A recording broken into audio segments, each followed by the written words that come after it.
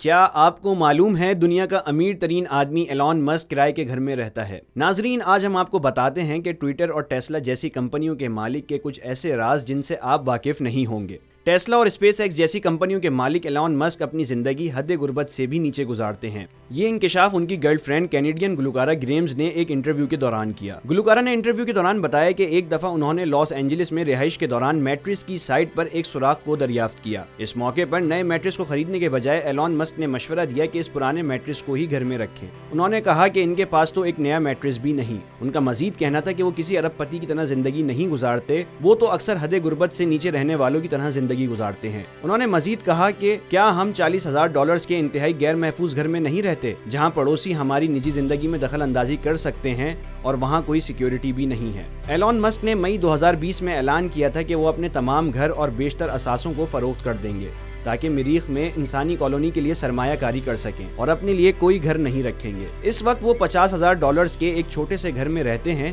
جس کو انہوں نے اسپیس ایکس سے کرائے پر لیا ہے۔ گریمز نے یہ بھی بتایا کہ دنیا کے امیر ترین شخص سے تعلق نے ان میں یہ احساس پیدا کیا کہ وہ دو دنیاؤں کے درمیان پھنس گئی ہیں۔ انہوں نے کہا کہ ایلون مسک کافی احمقانہ باتیں کرتے ہیں مگر وہ کام درست کرتے ہیں۔ لوگوں کا خیال ہے کہ وہ پیسوں کا ذخیرہ کر رہے ہیں مگر یہ درست نہیں، وہ اپنا سب کچھ ریسرچ اینڈ ڈیولپمنٹ پر خرچ کرتے ہیں۔ اسی انٹرویو کے دوران کینیڈین گلوکارہ نے انکشاف کیا کہ ان کے ہاں بیٹی کی پیدائش ہوئی ہے۔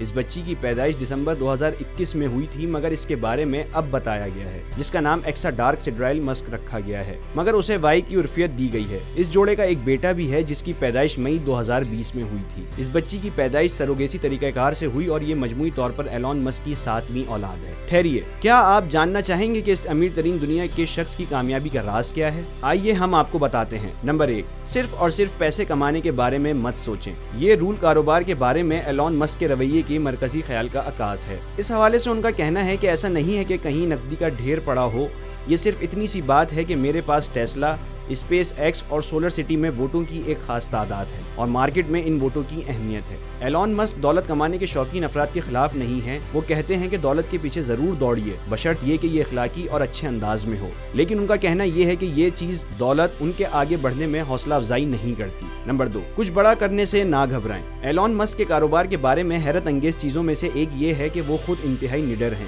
وہ کار کی صنعت میں انقلاب لانا چاہتے ہیں، مریخ پر آبادی بسانا چاہتے ہیں، وہ ویکیوم ٹنلز میں تیز رفتار ٹرینیں چلانا چاہتے ہیں، آرٹیفیشل انٹیلیجنس کو انسانی دماغ سے مربوط کرنا چاہتے ہیں اور شمسی توانائی اور بیٹری کی صنعتوں کو مزید آگے بڑھانا چاہتے ہیں۔ ان کے تمام منصوبے ایسے مستقبل کے متعلق خیالی تصورات ہیں جو شاید آپ نے 80 کی دہائی کے اوائل میں بچوں کے میگزین میں دیکھ رکھے ہوں گے۔ ان کے سرنگوں کے کاروبار کو بورنگ کمپنی کہا جاتا ہے۔ وہ اس حقیقت کو چھپانے سے انکار نہیں کرتے کہ جنوبی افریقہ میں گزارے گئے بچپن میں پڑھی جانے والی کتابوں اور فلموں نے ان پر خاصا اثر ڈالا ہے۔ وہ کہتے ہیں کہ اگر آپ جرأت مند انسان ہیں اور واقعی بہتری چاہتے ہیں لیکن آپ کا بنایا منصوبہ نہیں چل پاتا تو یقیناً آپ کو نوکری سے نکالا جائے گا۔ وہ کہتے ہیں کہ یہی وجہ ہے کہ زیادہ تر کمپنیاں مکمل طور پر نئے منصوبوں کا تصور کرنے کی ہمت کرنے کے بجائے اپنی موجودہ مصنوعات میں چھوٹی چھوٹی بہتری لانے پر توجہ دیتی ہیں۔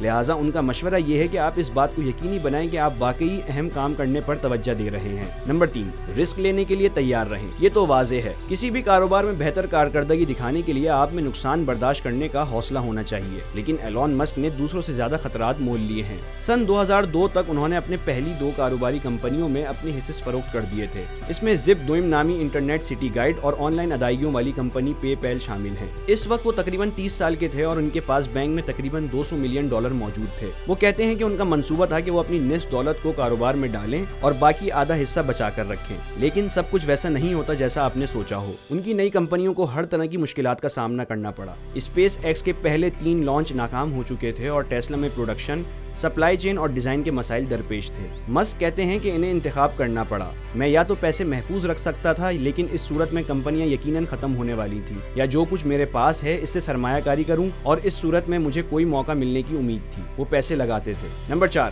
تنقید کرنے والوں کی باتوں پر کان نہ دھریں۔ جس چیز نے ایلون مسک کو حیران کیا اور وہ اب بھی اس سے بہت پریشان ہیں وہ یہ تھی کہ ان کے ناقدین اور تبصرہ نگاروں نے ان کی ناکامی پر خوشی کا اظہار کیا تھا۔ مسک کہتے ہیں یہاں متعدد بلاگ سائٹس موجود تھیں جو ٹیسلا کے ختم ہونے پر نظر رکھے ہوئے تھیں۔ میں نے انہیں کہا شاید لوگ اس لیے انہیں ناکام ہوتے دیکھنا چاہتے تھے کیونکہ ان کے عزائم کے متعلق ایک قسم کا تکبر پایا جاتا ہے۔ ناظرین، ایلون مسک کی زندگی سے یہ ثابت ہوتا ہے ہر کامیاب انسان کے پیچھے اس کا ایک مشکلات سے بھرپور ایک ماضی ہے، اور ہاں، کچھ بھی محنت کے بغیر حاصل نہیں کیا جا سکتا۔